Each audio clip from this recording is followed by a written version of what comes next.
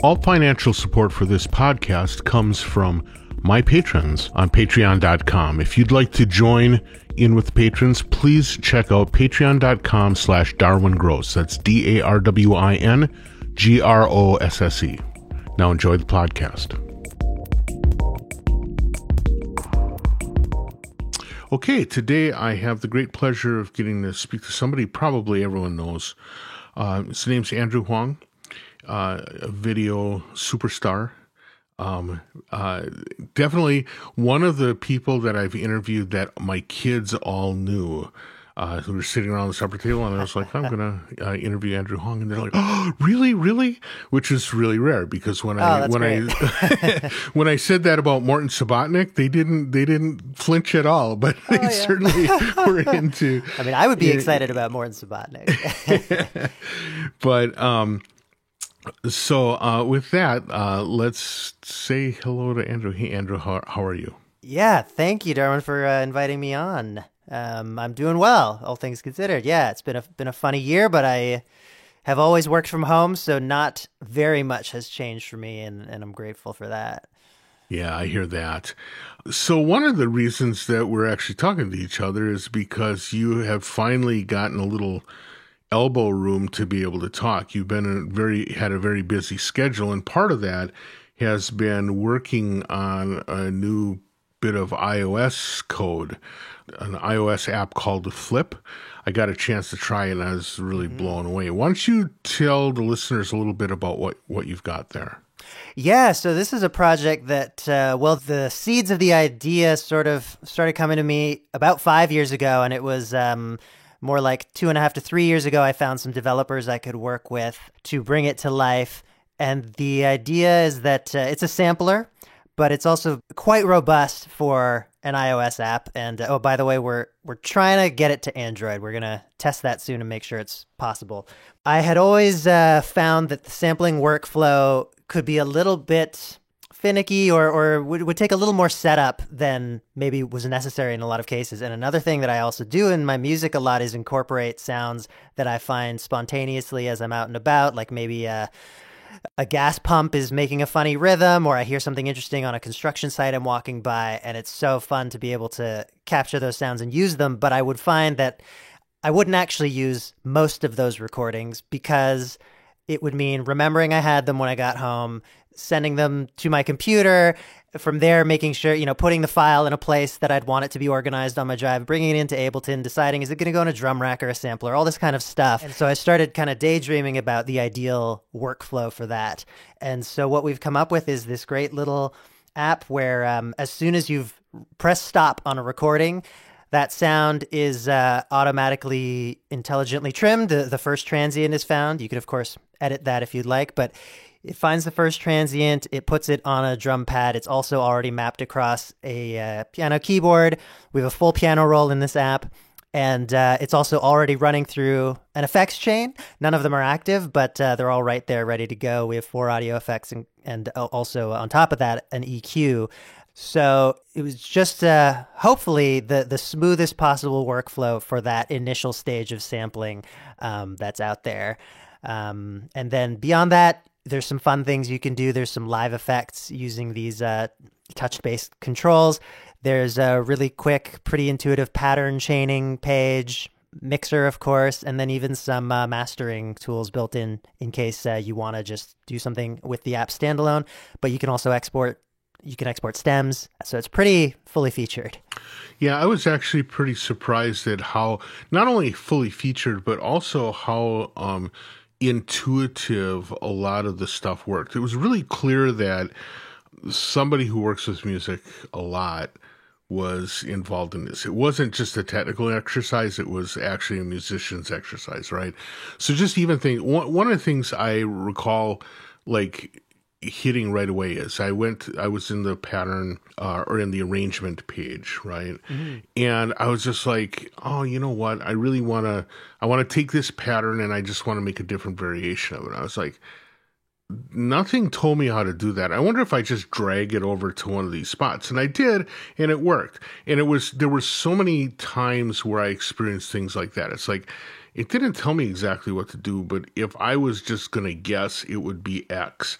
And that guess would turn out to be right. And that's really cool to hear because that's exactly what we'd hope for. And it's always a challenge designing an interface between how much information can you provide to someone and do you need to label everything versus, is that just going to clutter something up when the user inevitably learns how it works in 2 minutes and never needs to see those labels again. So, right. Yeah, it's great to hear that it's So it was really well laid out and really super easy to use. Now, my question for you then is, you make it sound like the thing that really drove you to do this was kind of the immediacy of it, right? It was the making it so that you moved from grabbing a sound to having it be available musically for you. Did you feel like you really needed to do kind of the whole DAW in order to pull that off? Or was it kind of like you started off with the sampler part of it and then doing arrangement and all that stuff just became a natural extension of where you'd started? Yeah, I guess I would have hoped that there could be sequencing like from the beginning. I was thinking, we'll be able to capture the sounds and start on a musical idea. And then, perhaps it's one part of your setup or it takes up that process, but you finish it somewhere else.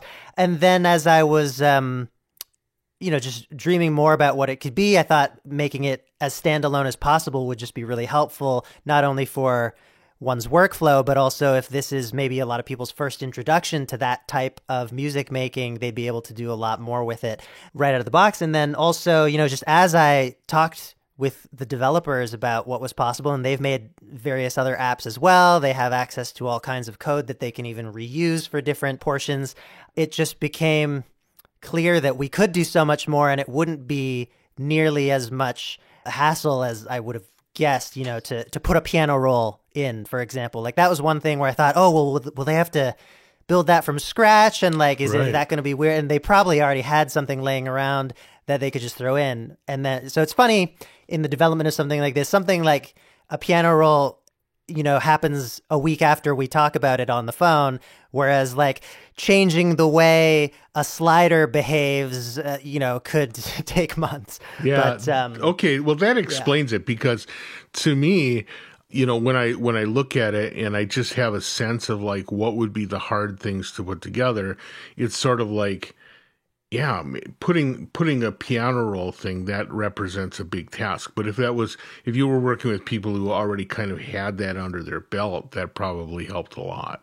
Yeah, it was super cool seeing just how capable these guys were. So I'll just give a shout out to Oliver and Chris, who are known as MOM Instruments and Zero Debug in the app world. And they've done apps like Touchable, which is an Ableton controller, and Elastic Drums and Elastic Effects are all these big ones, and a few others. But yeah, they really know their stuff. And so it was cool.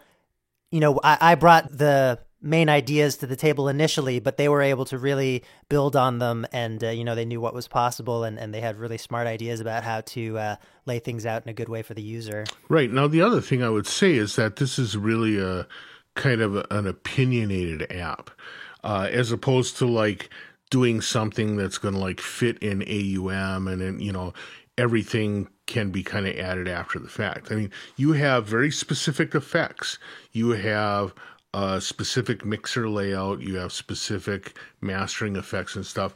You made some decisions that you have to kind of live with. Now, what was interesting is normally I kind of have a problem with that because inevitably I run into a situation where, that's not the way I would have done it, or that's not the order of effects that I would like, or whatever, right? Mm-hmm. But what I did find is that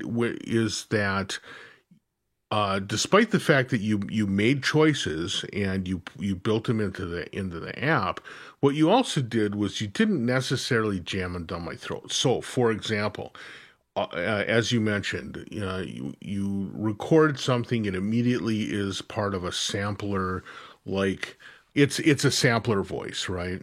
And that sampler voice has effects. The effects are all in there ready to go, but they're turned off. So I'm not forced to have to interact with them unless I decide, oh, I need to have a little delay now. Or, ooh, I'd like to do a little bit crushing or whatever.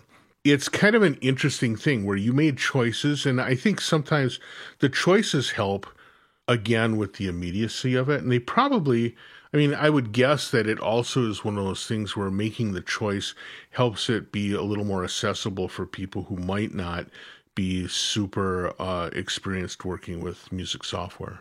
Yeah, I think once we decided that one of our goals would be to make it really as great as we could standalone, that informed a lot of our decision making. Now that we have a really great first release, we are definitely looking at incorporating, like, say, inter-app audio, or looking into whether AUV3 is possible.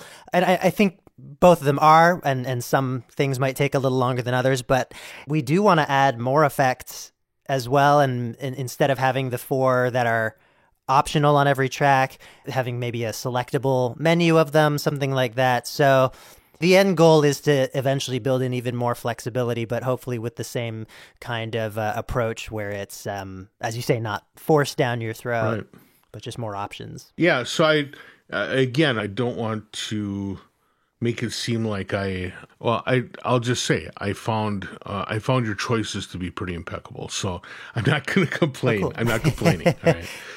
So obviously, for anyone and I would say for everyone who has watched your videos and saw you and has seen you review products or do tutorials on products or talk about music processes or whatever, everyone understands you are really an experienced producer. And you're also like really a real quick learner. You know, I think that's one of the things that is pretty clear, that you're able to kind of wrap your head around what makes something unique and fun when you get a chance to play with it. I'm kind of curious about your background and what is it that makes you, first of all, kind of gives you a very, what seems like natural facility with music technology, and kind of also what is it that got you to be the artist and the musical explorer that you are? What's your background? How'd you get here? Yeah, it's an interesting question. I feel like there's a part of it that has just been a part of who I am for as long as I can remember. And that part is someone who's always looking for something new to be excited by. And I was actually just talking to someone else who brought up a really interesting David Bowie quote about when you're working on your art, working at the point where you're just out of your comfort zone, like where you're just, I'm completely paraphrasing this, but where your feet are just not able to touch the bottom of the ocean floor was the way that Bowie put it. And I think that there's something about that has always been how I've operated. Like as soon as I feel like I've got a handle on something, I want to just push it a little bit more. And I don't really know where that comes from. I feel like it's been there forever. But I grew up in a pretty musical household. My grandmother on my mom's side was a music teacher, and my mother was a pianist. I mean, she still is a pianist, but she's not like super virtuosic as she once was. She used to play these incredible, very technical Chopin pieces, really blazing fast. And I grew up with that and learned piano from an early age in the kind of classical conservatory sort of method. But then at the same time, my parents listened to pop music and I was exposed to that. And then my friends would introduce me to rock and roll. And then I had a high school teacher who really loved all different kinds of jazz. So I started, learning about a whole bunch of different genres at a pretty young age. And then I guess just on my own, on internet forums, I discovered Aphex Twin and Autechre and basically Warp Records. So I think every new genre of music that I encountered, I just really opened myself up to and was listening to it all. As my teens kind of got on, I was picking up other instruments like guitar and bass and drums. I think I just kept on adding to my vocabulary. And the cool thing about music is the more you learn, the easier it is to learn, because there's so many overlapping things about instruments or about how to apply music theory. So it's kind of a cool compounding effect. And I think just by being always curious about what new thing there was out there to discover. It kind of propelled me to where I am now with this YouTube channel, where really one of the main points of it is to explore music and see what new things could be done. Right. Did you, other than the piano lessons, conservatory like piano lessons that you took, did you have any other formal music study? I did go to university for initially classical composition, but I found it wasn't a very effective way to learn composition. So I just I graduated with a fine arts degree, and there were a few different types of music classes there that also really expanded my horizon. Like that's where I learned about Brazilian samba and Indian tabla and like a whole bunch of different cultures of music. So that was cool. But otherwise, I wouldn't say there's any kind of formal training. Like on the production side, I'm completely self-taught. You know, I started recording myself with a tape recorder that we had at home and eventually figured out DAWs. And, you know, a lot of that just came from either working with friends or reading online or, you know, back in the day, picking up a magazine. And really, I think most of the education on that side came from just doing more than any instruction. Right. Now, you say that it was you kind of got introduced to modern electronic music through internet connections, which you know, that was kind of for me as well. You mentioned specifically Warp Records, and I think that that's a touch point for a lot of people. It's like there's something about what Warp did that could take people kind of from a lot of diverse areas and kind of say, here's a way to go down this very interesting pathway. I've noticed a lot of people kind of use that or found that to be a specific route into getting into kind of more aggressive or more innovative electronic music. Do you remember what the first album was that kind of like caught your attention? Oh, that's a good question. You know, I think actually a friend of mine had the Richard D. James album, but I at the time didn't connect it to Warp Records, and I don't know which came first because eventually I also must have been maybe LP5 from Autechre, which was one of my first sort of like eye-opening moments into the world of generative music or IDM and that kind of thing. And yeah, I think it was actually a couple of years after that I'm like, oh, they're both on Warp. Interesting. And started exploring, you know, the whole catalog. Sure. One of the things that's actually a little difficult is when in going through your video work, it's actually hard to say what kind of music you are most at home with, because you seem to be have pretty good facility. You're able to pick up a guitar and just go with it. You lay down keyboard tracks or hand drum in tracks really with a lot of facility, but also sometimes jazzy, sometimes techno-y, sometimes hip-hoppy, and it seems like with an equal level of ease for all of them. Now, maybe some of it is that you rehearse a lot before you do that video, and so you know you're going to be comfortable doing it. But I'm wondering, in terms of if you had to talk about what your own musical voice is, what is that?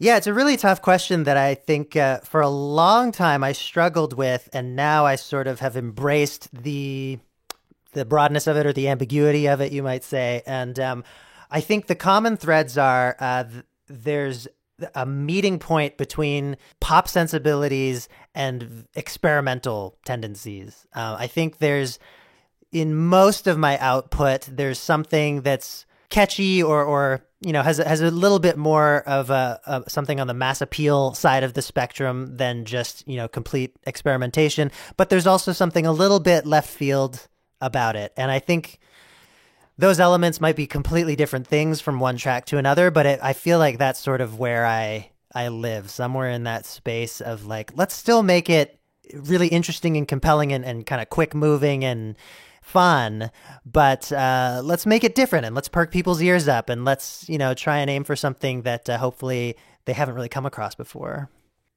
That's really interesting. And I want to follow up on that some more because I find that I find that actually pretty powerful because it means that you can kind of take a lot of things that are part of pop music or, you know, comfort music of whatever sort, and sort of subvert it by using by adding some experimental type twists to it as well.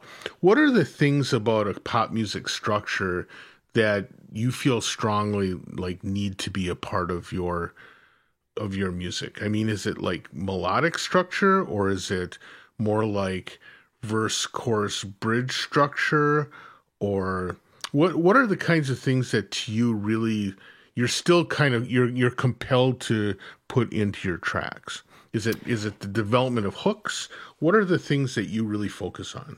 Yeah, that's a good question. And I don't think there's an answer that would fit everything that I put out because, every once in a while it's just like an ambient drone or something. Right. And, I guess there's not really anything poppy about that. But I think, yeah, for the most part, I do still really love a well-written song. And, taken in the sort of broadest sense of like a melody with an accompanying harmonic structure, and more often than not a rhythm that you can count along to, tap your foot to.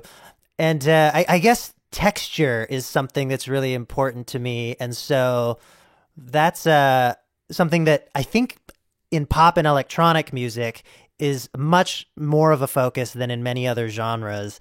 And so I don't know if it's exactly something I'm taking from pop, but just the idea that a guitar doesn't always have to sound like a guitar, or it's wonderful when there are sounds in a track that you can't even pinpoint their origin. So I think that's something that comes from the pop or the electronic side as well, for sure. In doing your own music, what is the thing that you find hardest?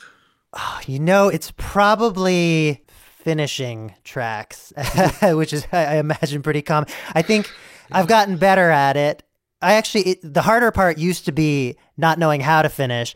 Now I know how to finish, but it's the hardest still to bring myself to do it, to, sit down and do the session where you're like, okay, I got to tie up all the loose ends. We're going to mix it. We're not going to leave any questions out, that we're going to commit to the guitar tone, all this kind of stuff, which, I mean, even that sounds ridiculous. Back in the day, you had to commit to the guitar tone when you were playing the guitar. Right.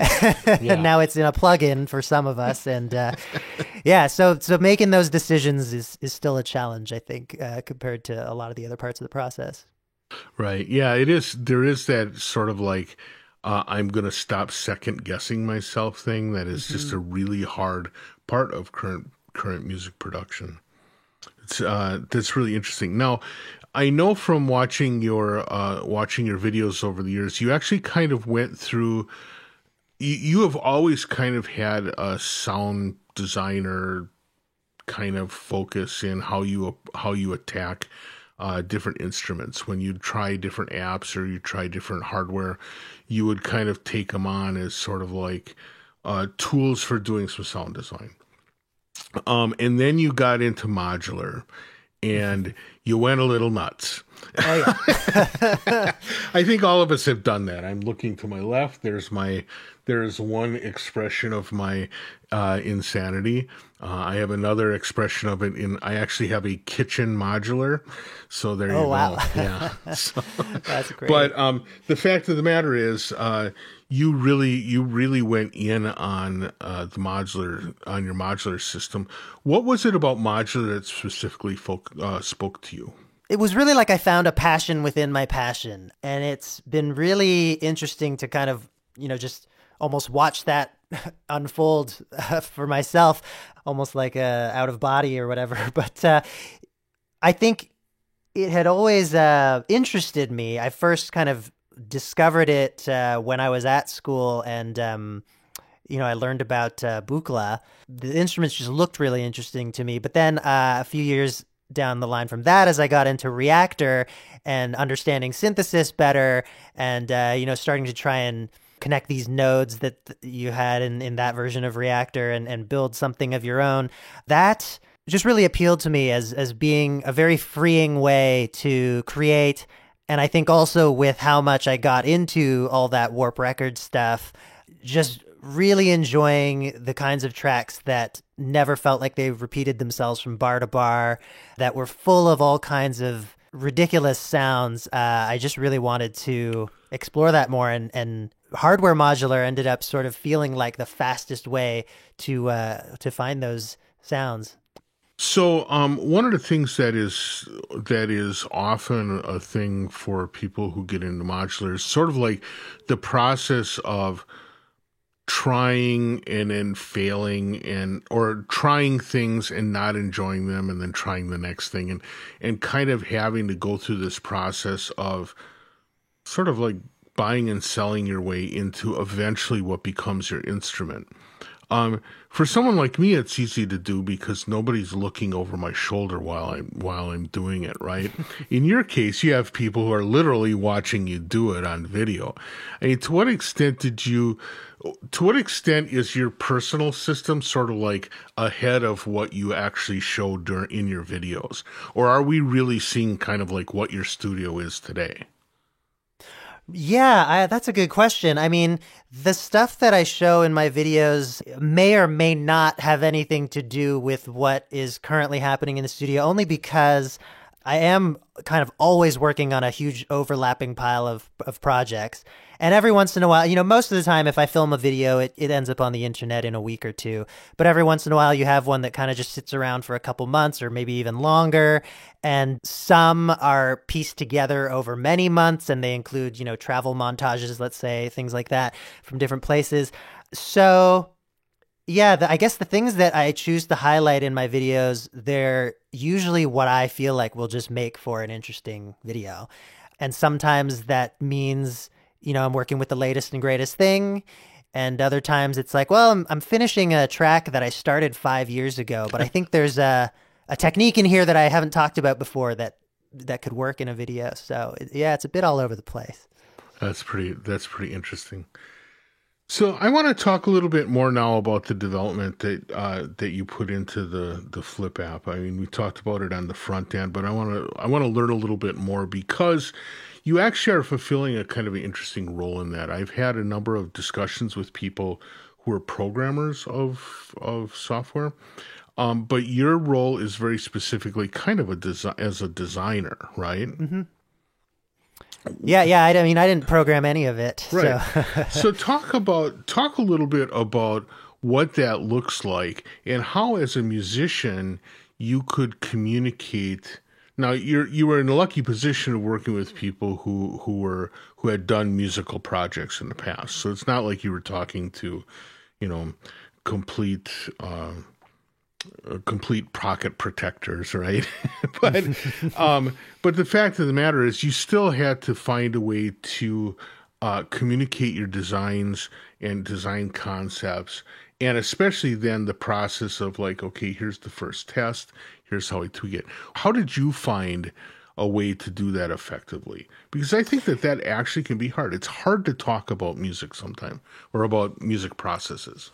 Yeah, no, I totally know what you mean. And I think we had as easy of a time as I could have hoped for with it, actually. So what I did was, right at the beginning, when I first approached Oliver about the idea, I tried to describe it to him in a couple paragraphs. He was interested enough that we continued the conversation. But from there, I actually drew on a bunch of graph paper, probably 10 pages, and each page being a different page of the app, most of which in some form have survived to be what they are now in the release version.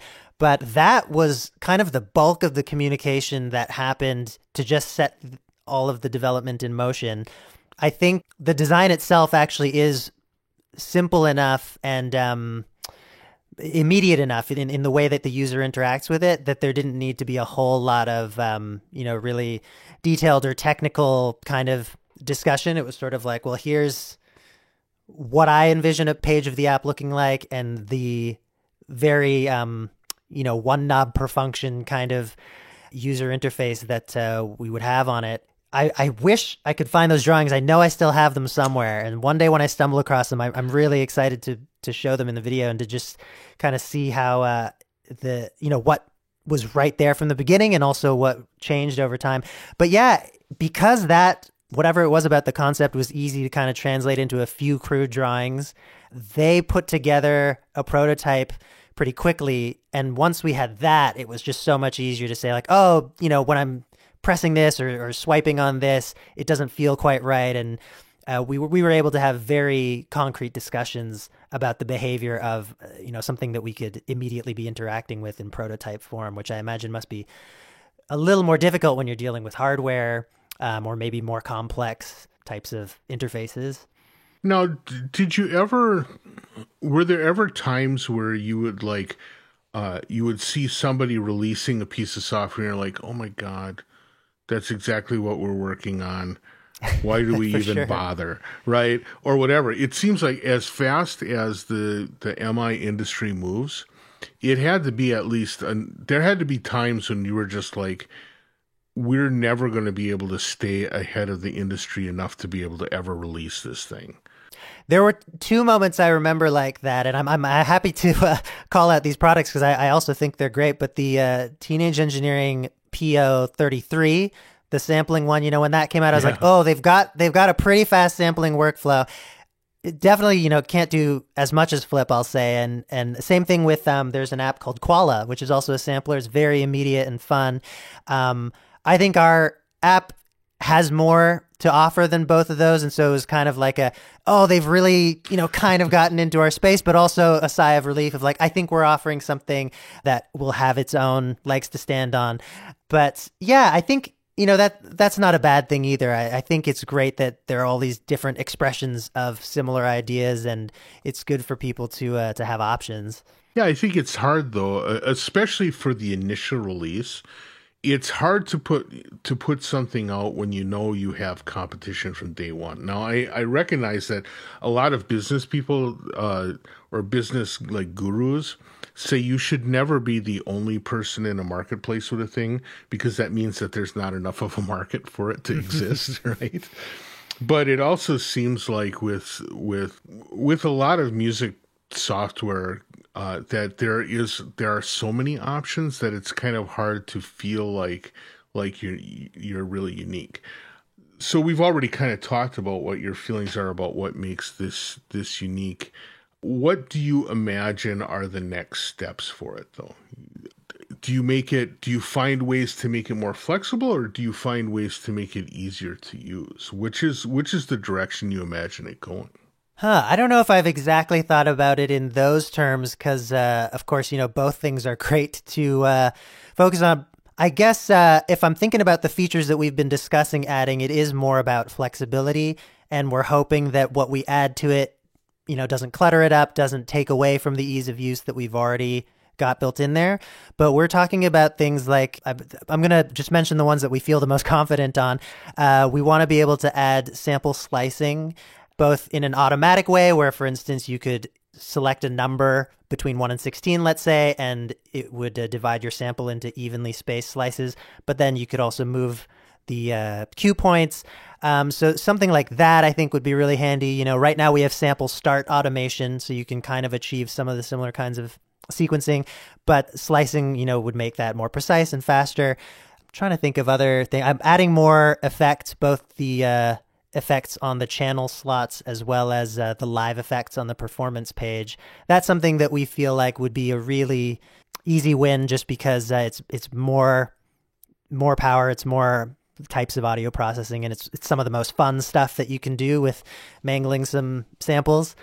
Yeah, I think those are the big features, and then kind of the bigger goals would be to make it to bring more connectivity to it. So having the ability to play with other apps, whether that's through maybe Audio Bus or AUV3 or maybe both, or also we are hopefully soon going to be having MIDI in and out with it, which of course is going to make it much more useful for people with other hardware to connect it to. And then, of course, the real big thing is a lot of Android users would love to try it out. And so we're making as much of an effort as we can on that front.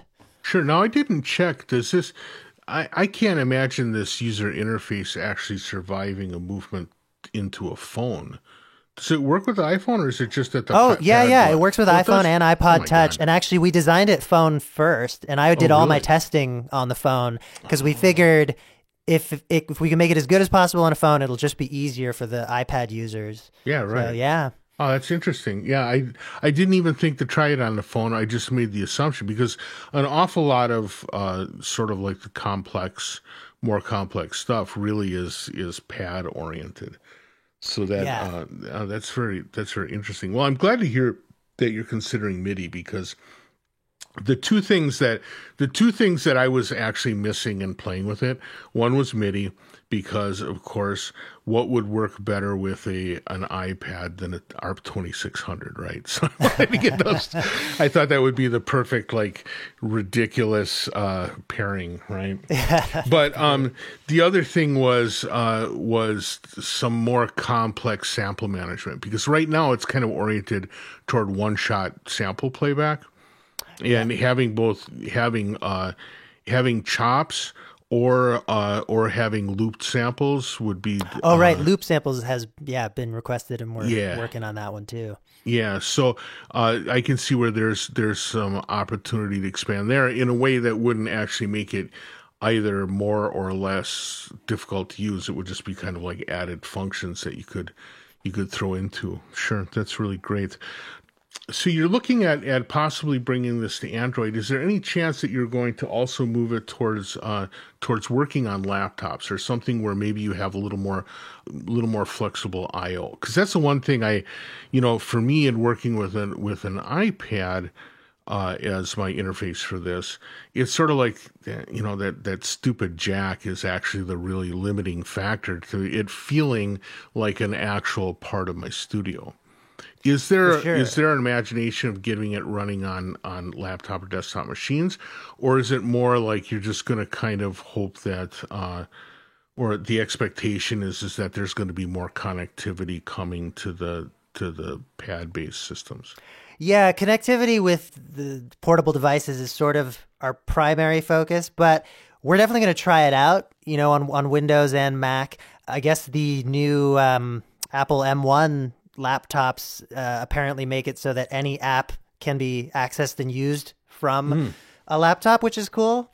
So we're going to see how that works because obviously a few things about the app are just more naturally gesture based than mouse kind of functions. So I think when we have an opportunity to try it out, we'll see if that's viable because I think if it feels like it works well, I don't see why we wouldn't do it. Got it. One of the goals we have is accessibility of sampling and this type of music making for lots of people. Sure. Now it's interesting you talk about sort of the performability of it. One of the things that was actually the most fun to work with, well, there was a couple of things that really brought the fun to it. One of them was that the live effects use, the way that you have sort of like the automatic return sliders, so you could do kind of dub style reverb ring outs or the kind of rattling randomness, but also some more subtle ones like the ability in the settings to turn on velocity sensitivity for the pads so that the higher up the pad you go, the higher the velocity is. And it was the first time I've actually done finger drumming on the iPad where I felt like I had any kind of subtlety at all. It was a really great feeling setup. The way that it was done, just even the way it was mapped across the pads was done really, really well. From your perspective, how viable is it? I mean, obviously you thought about using this in a live scenario because the addition of these pieces. How realistic do you feel like an iPad is going to be eventually for people being able to use for a live performance and gigging? I think it's absolutely going to be more and more a part of that live setup. I saw Suzanne Ciani perform last year, and she's got a big Buchla system, and then I think two iPads beside her. Funnily enough, one of them is a Moog modular app that she's got open in there, and I think another one is a controller for the Buchla. Yeah, I think it's interesting that these devices are so powerful, and that if you had asked me this, 10 years ago, I would have thought we would need specialized hardware if we wanted to do a kind of touch screen surface for use as a music controller. But actually what it's turned out to be is we've got Apple making these extremely high-end iPads, and you got to find the right app. But once you're there, you can probably do what you would hope to be able to do in a live setting with a touchscreen.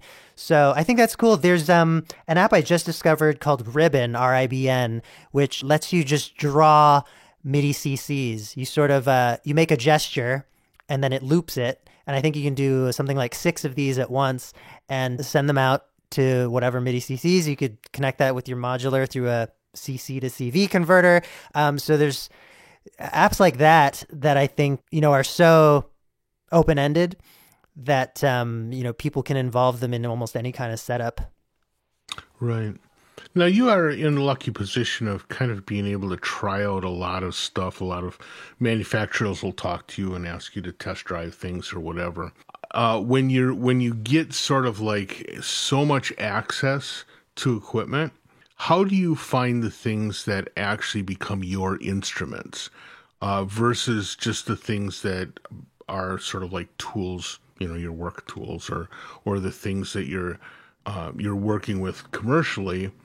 It's a different thing to have your own specific instrument. And how do you do that? And how do you make it so that the work you do in testing and demoing hardware is separate from your artistic instrument development and facility? I mean, is there a difference there, or is that all blurred for you? I think there's overlap for sure. And one of my, go-to tests with any equipment I get is to try and create something release worthy with it. And so I think that's been one of the strengths of my channel from when I first started doing gear focused content, is that by the end of a good half of those videos, probably I would be showing a piece that I made where this gear played a central role, which I think differs from a lot of the kind of gear reviews out there where it's sort of like a rundown of functions or hearing what it sounds like, but completely on its own, right. Not in a musical context or in the context of a song. So as much as possible, that's what I try to do with it. At different times, I may be too busy to feel like I can fully develop a track with a piece of gear that I'm using for a video. But then otherwise, I think also I try to be very considerate about what I actually do take on. And there's a lot of gear that I turn down. And I wouldn't say, I'm aiming to be kind of a gear review channel that covers everything new and tries to put my 2 cents on it, or that I'm trying to appeal to everybody and cover the stuff that will have the most appeal or cover the stuff that'll be the best for all the beginners or anything like that. I think I do the stuff that speaks to me, and hopefully most of the time I get a pretty good sense of it from the beginning. But every piece of gear you have a unique relationship with, and some things turn out to be really fun for a week and then you're kind of over them, and other things might be the opposite. You don't really know what's so special about them, and then they become a lifelong companion. But yeah, I think it is a bit blurry for those reasons. Well, unfortunately, our time is up. But before we go, just if you could give a rundown to people about where they can find, what's the name of your YouTube channel, but also where they might be able to find some of your recorded work. Yeah, so you can find me on YouTube if you type in Andrew Huang, Huang, or just youtube.com/Andrew Huang. And that's also the name that I use on all streaming and download platforms if you want to hear my original music. And Twitter, I'm Andrew Huang. Instagram, I'm Andrew is Music. Awesome. Well, thank you so much for having this great discussion. I really appreciate it. Yeah, really enjoyed the conversation. Thanks for having me on. Catch you later.